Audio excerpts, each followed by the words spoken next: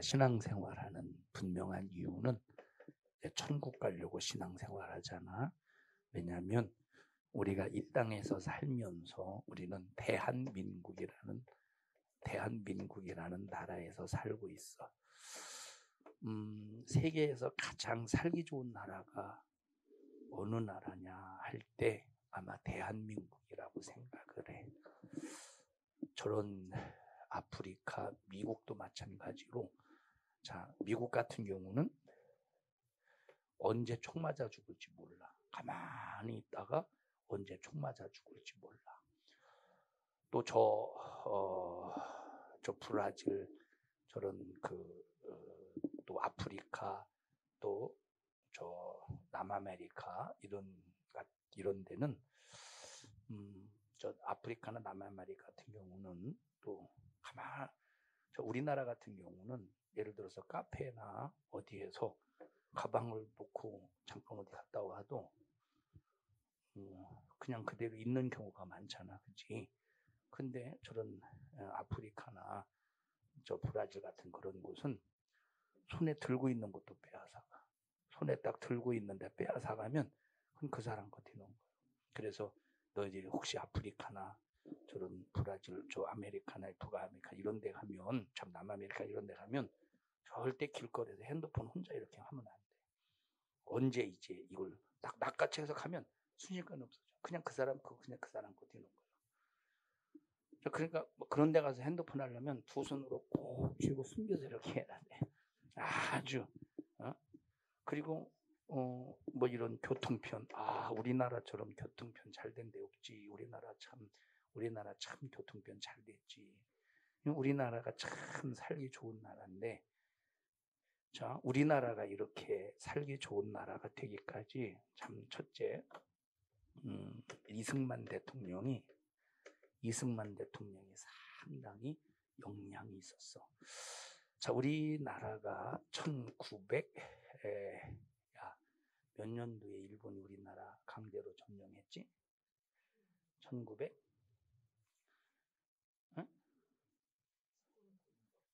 1919년이야? 확실해?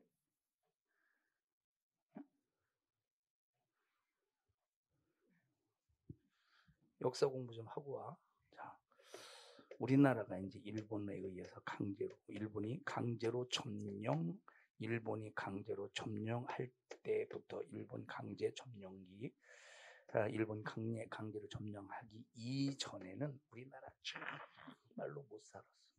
얼마만큼 못 살았느냐면 남자들은 아무 일도 하지 않아. 여자들만 바쁘게 막 일하고 분주하게 움직이고. 니들 이때 태어났어야 되는데 여자들이, 그지? 남자도 이때 태어나서 그냥 텔레하고 좀. 왜냐면 아마 이 씨가 우리나라를 지배하는 2조 500년, 이 씨가 지배하는 조선의 시대에서 2조 500년이라고 하잖아, 그지? 자, 2조 500년 역사 속에서 가장 힘들었던 시기가 아마 바로 일본 강점기 바로 직전 1800년 후반, 아마 흥성대원군 막 세곡정책 막 그런 시기가 아닐까 하는 생각이 드는 이유가 뭐냐면, 이때 당시는 관리들이 엄청나게 착취를 했어. 조금만 이 평민들이나 이런 이제 백성들이 조금만 돈이 있으면, 조금만 먹을 거 있으면 싹 다 세금으로 걷어갔으니까 그러면 어차피 돈 있는 거, 어차피 재산이 있으면 어떻게 하겠어? 빼앗기니까 일하겠어? 안 하겠어? 일을 안 할 거 아니야. 그러니까 이 사람들은 딱 자기들이 먹을 것만 있으면 그것만 딱 이제 먹을 것만 딱 움켜쥐고 나머지는 그냥 일도 하지 않아. 그러니까 막 이때 엄청나게 가난했지. 이 가난한 이런 가난한 상황 속에서 자, 일본이 우리나라를 지배하고 점령하지. 일본이 우리나라를 지배하고 점령할 때 목사님도 그 생각을 해봐. 만약에 이것이 어쩌면 이제 이것이 완전 매국론에 할 수 있을지는 모르겠는데, 일본이 우리나라를 강제로 점령하지 않았으면 아마 우리나라의 거지 같은 근성, 노력하지 않는 근성이 아마 없어지지 않았을 수도 있어. 자, 어쨌든 이런 식민지 생활 속에서 일본 놈들이 36년 동안 잔인하게 짓밟고 그리고 해방이 되었는데 남과 북이 갈리웠어. 자, 남과 북이 갈리웠을 때, 기주야, 남과 북이 갈리웠을 때, 그때 어느 나라, 남한이 잘 살았겠어, 북한이 잘 살았겠어. 남과 북이 딱 갈렸을 때, 남한이 잘 살았겠어, 북한이, 다른 사람은 대답하지 마. 어느 나라가 잘 살았겠어? 같은 거요, 잘 사는 거요. 어떻게 알아? 배웠어? 찍은 거요? 이래도 예, 저래도 예면 도대체 그 예는 무슨 예요 도대체? 주희야, 내리 깔지만 눈을. 남한이 잘 살았을 것 같아? 북한이 잘 살았을 것 같아? 북한이? 근거가 뭐요? 잘 몰라?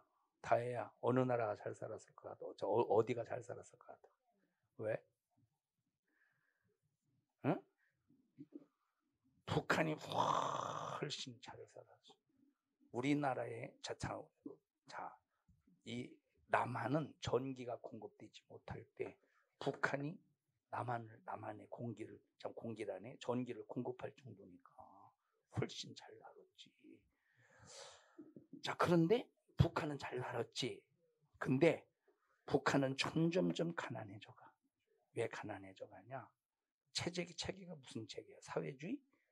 이 나라가 공산화 사회주의와 되지 않게 해달라고 지금 우리가 기도 제목으로 기도하잖아요. 사회주의와 공산화가 되다 보니까 점점점 왜?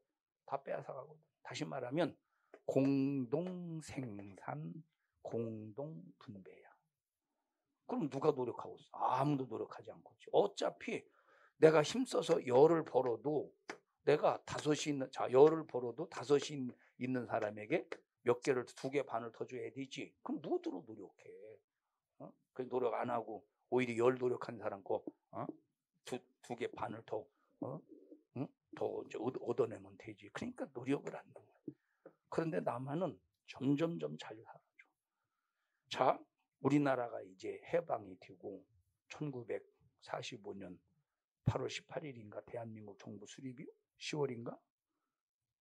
자, 대한민국의 정부가 수립이 됐잖아요. 대한민국의 정부가 딱 수립이 되었을 때 우리나라 이제 초대 대통령 이승만 대통령이 우리나라가 얼마나 가난하냐. 그러니까 이제 미국이라고 하는 나라 기독교 단체에 이제 편지를 보내는 거예요.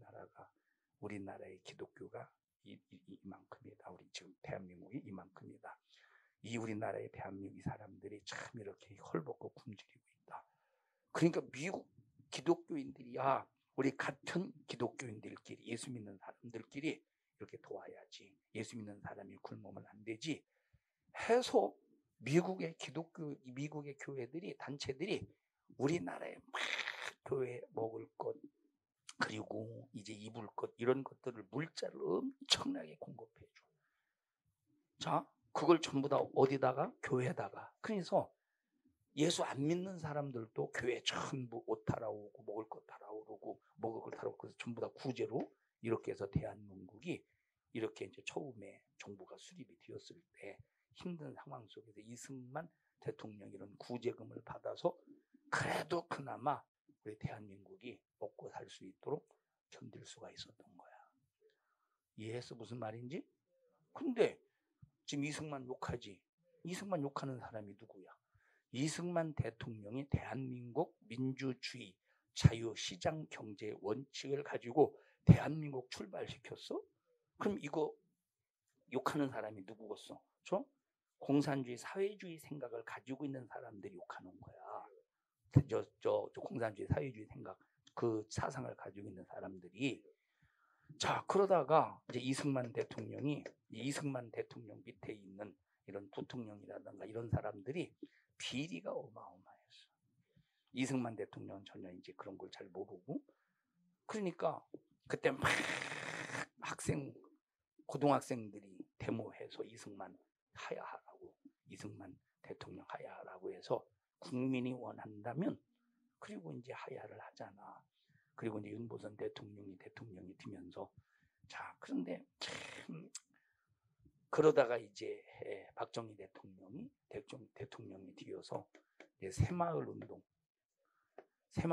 통해서, 새마을 운동은 잘 살아보세요 운동이잖아요. 새마을 운동을 통해서 우리나라 경제 기초를 마련해서 경제 기반. 1960년대 이제 우리나라 군인들 월남으로 파병을 하잖아. 월남으로 파병을 하면서 거기서 벌어들인 돈으로 우리나라 경부 고속도로를 건설해. 그 전에 만약에 서울에서 부산 경부 고속도로가 건설이 되기 전에는 저 서울에서 여기 부산까지 오려면 이 산업도로로 해서 빙빙 돌아 여기까지 오는데 한 2박 3일 걸렸나요? 네? 하루는 넘어 걸렸죠. 쉬고 막 그래야 되네요. 휴게소가 또 어디 있겠어 거기. 그러니까 시간이 상당히 많이 걸리지. 근데 서울에서부터 경부고속도로 딱 건설하니까 지금 몇 시간 걸리냐? 지금은 한 5시간 걸리지. 지금은 5시간 안 걸리, 한 4시간 걸리나? 3시간 걸리, 45분. 그때는 한 5시간, 6시간 걸렸지. 5시간, 6시간. 480몇 킬로니까 한 5시간, 6시간. 그러면 이게 얼마나 이게 산업적으로 봐, 얼마나 이게 경비 절감이냐, 기름값 절감하지, 이런 교통비 수고 이런 다 절감하지. 이게 산업 경제 기초 기틀이 되는 거야. 그러니까 이 경부고속도로는 이제 월남 우리나라 군인들의 피값으로 세워져 건설된 도로야. 자, 이 경제 발전을 일으키려고 해도 돈이 있어야 되잖아, 그지? 돈이 있어야 되는데 우리나라가 그렇게 가난하니 무슨 돈이 있겠어? 자본금이 있어야 그 자본금을 가지고 경제를 일으킬 텐데 우리나라가 자원이 있냐? 석유라는 자원이라도 있으면 석유를 뽑아가지고 그걸 갖다가 어떻게 좀 할 텐데 석유도 없지.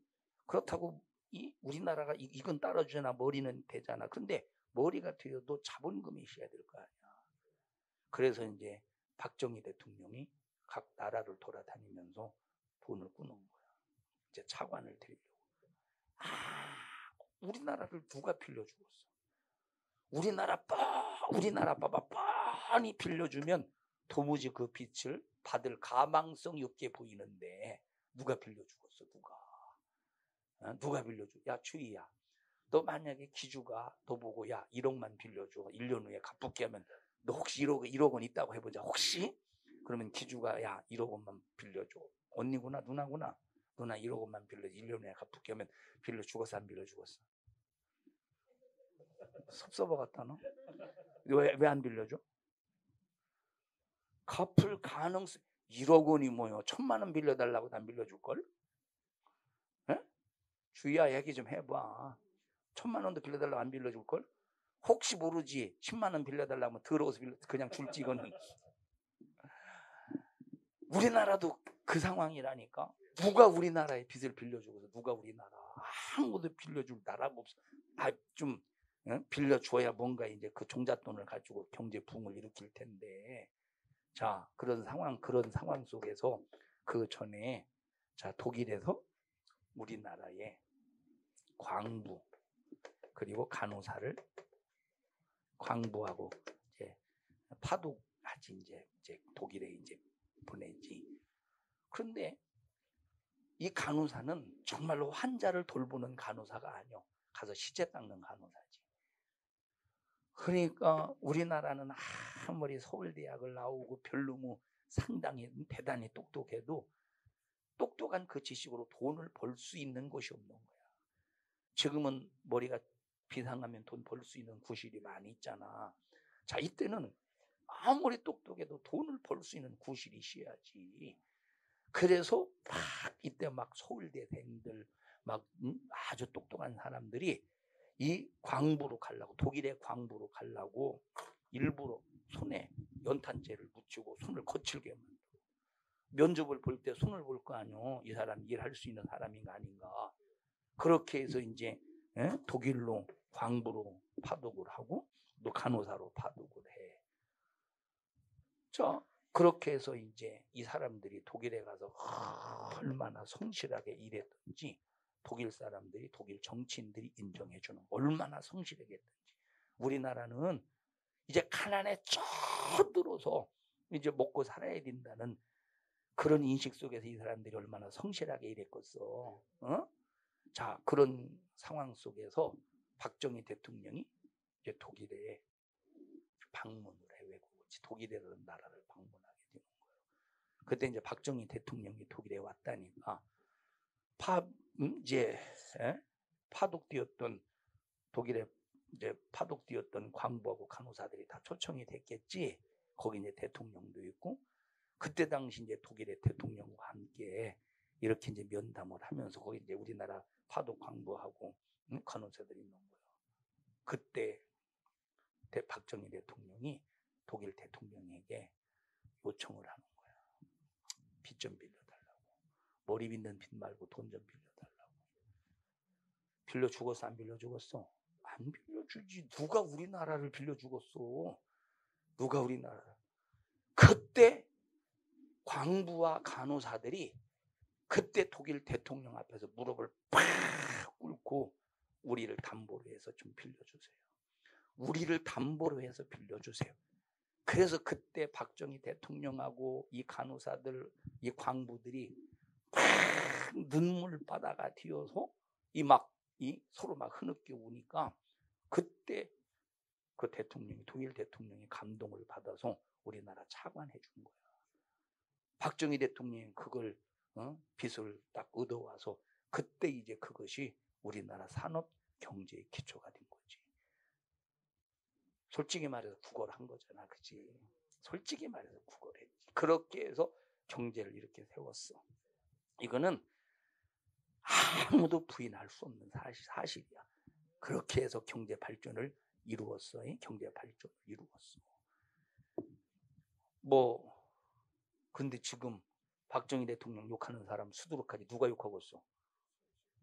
사회주의 공산주의 사상을 가지고 있는, 우리 민족끼리 주장하는 주체사상, 사회주의 사상, 이런 생각을 가지고 있는 사람들이 박정희 대통령.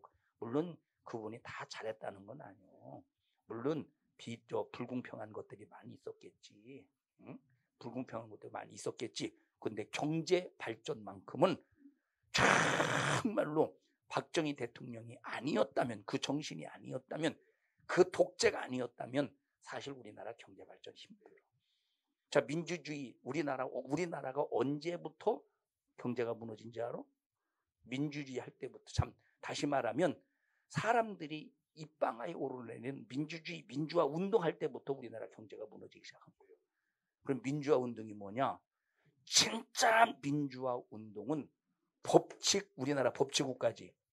우리나라 법치국가. 법치국가 안에서 법을 지키는 사람들을 위해서 민주가 이루어져야 되는데, 법을 어기는 사람들을 인권이라고 해서 보호해주는 차원에서 민주주의가 이루어지니까 이 나라 이 모양, 이 나라 이 민족 이 모양 이 꼴이 되는 거예요. 그럼 법을 무시하고, 법치국가에서 법을 무시하고 민주주의, 법을 무시하고 인권 주장하는 것은 그게 민주주의냐? 그건 절대 민주주의는 아니요. 그건 절대 민주주의는 아니지. 자, 그래서 우리나라에 민주화 운동을 했던 사람의 대통령이 처음 누가 됐느냐면 김영삼 대통령이 민주화 운동했어. 그럼 김영삼 대통령이 민주화 운동할 때 그 사람은 그전엔 야당이었지. 그전엔 야당이었어.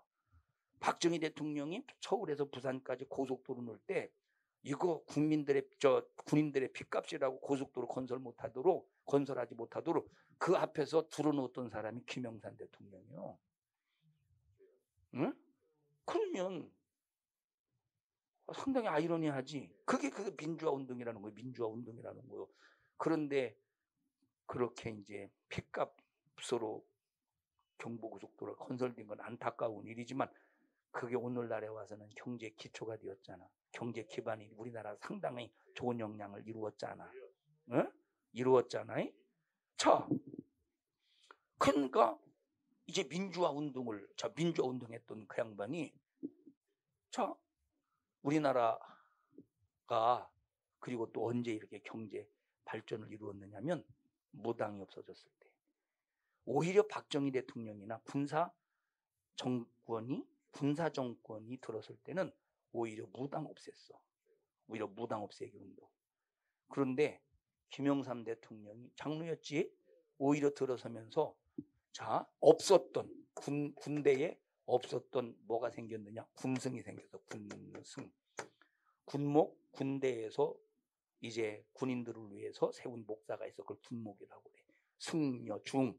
군대에서 군승을 만들어서. 아니 어떤 대통령의 힘이 있으면 오히려 이런 것도 막을 수 있어야지. 오히려 무당들이 많이 늘어났대. 오히려 민주화 운동에서 그런가? 그게 민주화 운동인가? 늘 듣고 있냐? 그게 늘 듣고 있어? 이게 민주화 운동이냐 이 말이요. 자, 그러니까 참 이때부터 우리나라 경제가 무너지기 시작해. 목사님이 엊그제 지난주에 목사님이 우리 성도들에게 얘기했지만, 자, 김영삼 대통령이 유엔 안보리 회의에 가가지고 우리나라 시장 경제 문을 열겠다 해서 그때 그 소리를 듣고 유대인들이 우리나라에 벌떼처럼 달려들어서 싹 막 투자하는 거예요. 기업에 막 투자하다 보니까 갑자기 달러가 생기잖아.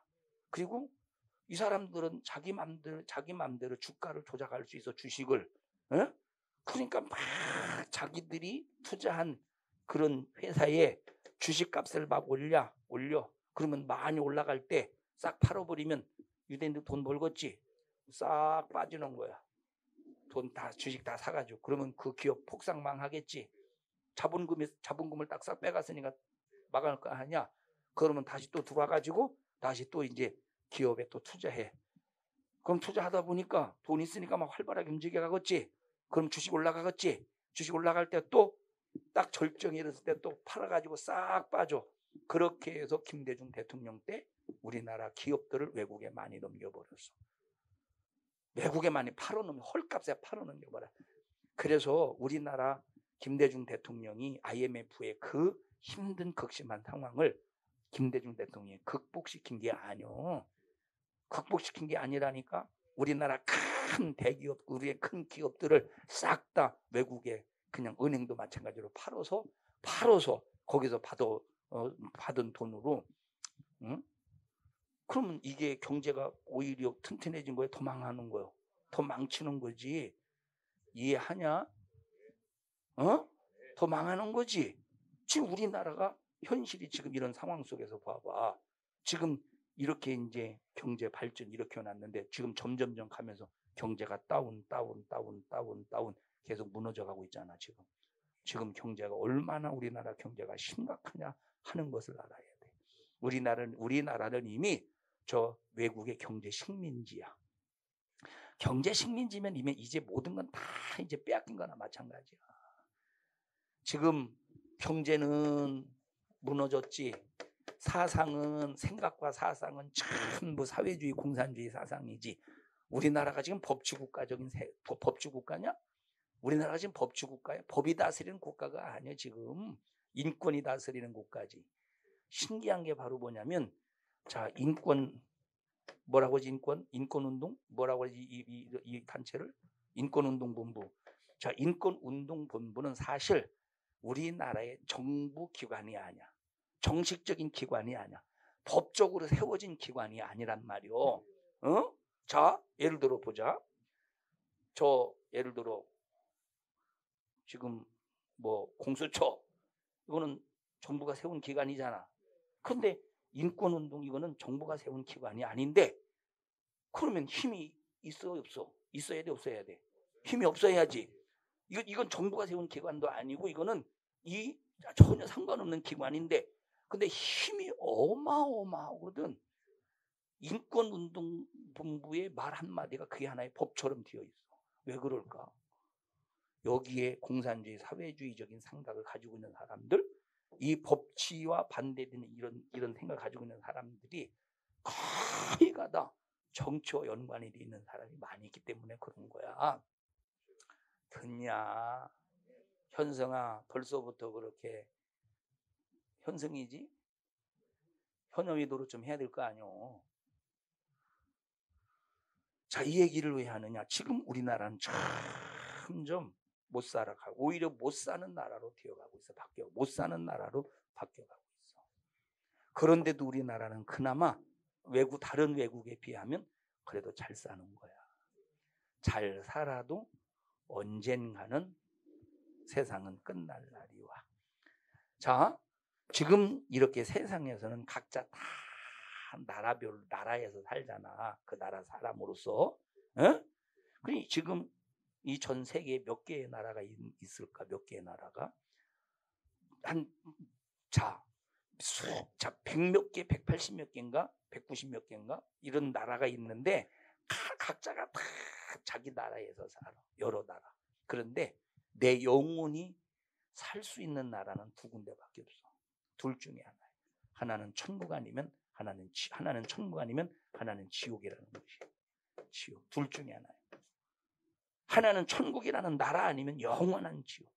천국은 행복과 기쁨과 감사와 오직 하나님의 은혜만 가득한 곳이고, 지옥은 물 한 방울조차도 얻을 수 없는 고통스러운 곳이야.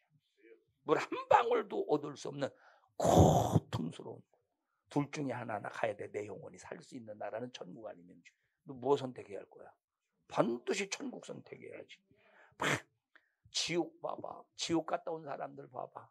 뱀이 무시무시한 뱀에 몸을 휘어감고, 이 눈으로 들어갔다 귀로 나오고 콧구멍으로 들어갔다 귓구멍으로 나오고 막 그 고통 속에서 괴로워하는 그 모습을 바라볼 때 가고 싶었어.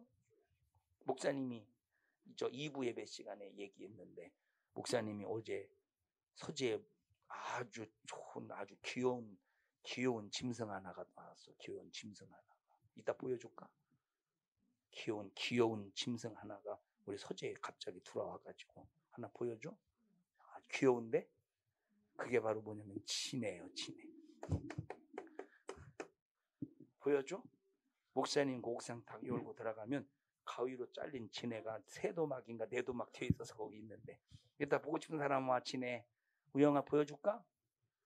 손바닥에 올려놔줄게. 이따 끝나고 목사님 같이 가자잉? 진해 혓바닥에 이렇게 해봐. 거기다 올려줄게. 끔찍하지? 막 진해가 내 몸에 닿는다고 생각해봐.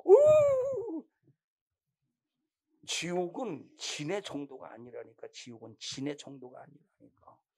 뱀이 층층 감고 그 뜨거운 견딜 수 없는 불의 고통. 가고 싶은 마음 나왔어. 가고 싶은. 그런데 봐봐. 우리 태어나자마자 지옥 갈 수밖에 없는 존재로 우리가 태어나는데, 하나님이 우리 불쌍히 여기셔서 천국 갈 수 있도록 주님의 고난 받으시고 죄 없는 증거로 부활하셨잖아. 이걸 생각하면 우리가 신앙생활 잘해야 돼. 누구 때문에 신앙생활 잘해야 되냐? 엄마 때문에? 누구 때문에? 내 자신 때문에 신앙생활 잘해요. 목사님이 신앙생활 잘하라고 해서 신앙생활 잘하는 게 아니라 각자의 자기 신세 때문에 신앙생활 잘해야 되는 거예요. 무슨 소망 바라보면서 신앙생활하냐? 천국에 대한 소망. 그리고 천국에서 가장 큰 영광의 자리에 있는 사람이 누구냐면 부활의 믿음을 가지고 신앙생활합니다. 그래서 우리가 천국을 가더라도 기왕에 그냥 내가 거듭났으니까 천국 가는 신세 삶이 아니라 부활의 영광 속에서 신앙생활하는 사람이, 부활의 믿음을 가지고 신앙생활하는 사람들이 천국에서 가장 큰 영광의 자리에 있다는 거야. 그래서 너희들이 부활의 신앙을 가져야 돼. 부활의 신앙이 어떤 신앙이냐면 믿음의 정주를 지키는 신앙이야. 세상으로 더럽히지 않는 신앙. 오직 하나님의 말씀 안에서 나를 지키는 신앙생활. 이것이 부활의 신앙이라는 거야. 알았어? 다 같이 부활의 신앙을 갖자. 절대 우리는 부활의 신앙을 갖지 않으면 절대 안 되는 거예요.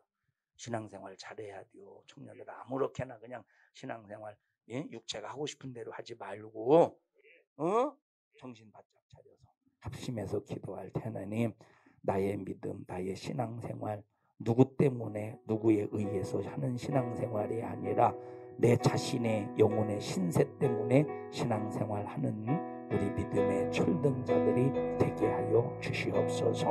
우리 주여 3번 부르시고 통성으로 기도합니다. 주여 주여 주여. 하나님 고맙습니다. 우리 청년들을 주님의 이름으로 축복합니다. 하나님 중심으로 신앙생활하게 하시고 하나님의 기쁨이 되는 우리 청년들 되게 하옵소서. 이런 일을 가로막는 원수 악한 마귀사단 귀신의 괴계를 반드시 멸하여 주시옵소서. 하나님 우리 청년들이 왜 신앙생활해야 되는가를 분명히 알게 해주셔서 억지로 하는 자 되지 않도록 도와주시고 하나님 앞에 육체가 힘들어도 감사함으로 영광 돌리는 신앙생활 되게 해 주시옵소서. 예수님 이름으로 기도합니다. 아멘.